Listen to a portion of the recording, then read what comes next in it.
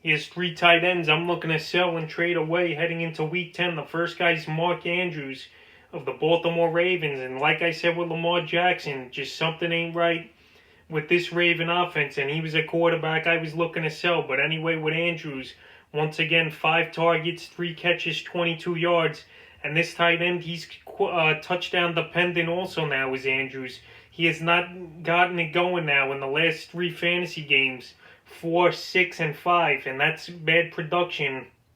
You can find guys on the fantasy football waiver wire with better production over the last few weeks than Mark Andrews. And right now, if I'm an Andrews owner, I'm trying to sell him on name alone and trying to get a running back or a receiver for him because he just cannot get the job done. He's got another tough game coming up with New England in Week 10. You know they're going to try to zero in on him and Jackson and let other guys like Willie Snead and Hollywood to beat him. So I don't like Andrews rest of the way. His schedule's tough as well. So yeah, Andrews, he's a guy I'm looking to get away from.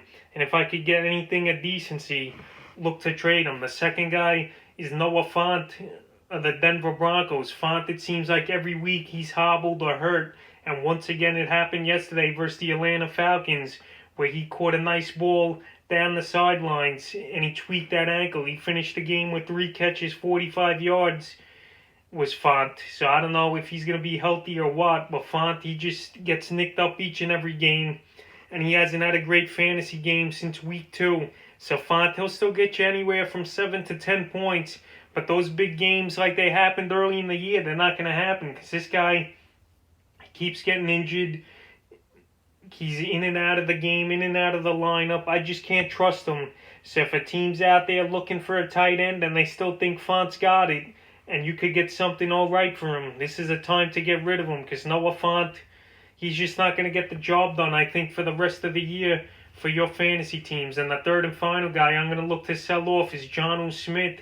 If it wasn't for that one drive in the third quarter for Smith, his fantasy day would have been another bust for him. He finished the day with 11 fantasy points. He had 2 catches only on 2 targets and a receiving touchdown. And now in Week 10, he has to verse the Colts, who give up the least amount of fantasy points to tight ends on Thursday Night Football. So Jonnu Smith, the big games are over for him, it looks like. He's 4th in the pecking order.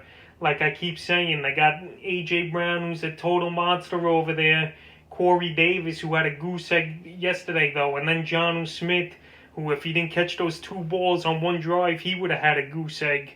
So Smith, it's time to trade him, man. He's just not putting up numbers now. His targets are way down, like I said. In the last 4 games, he's only got 9 targets as Jonnu Smith, and that's not going to get the job done for the Titans or his fantasy team. So it's time to get away from him. And like I said, if he didn't have that touchdown yesterday, he only has a 5-point fantasy day, and that would have been the 4th game in a row with 5 or less fantasy points. So that's 3 tight ends I'm looking to get rid of and sell off heading into Week 10.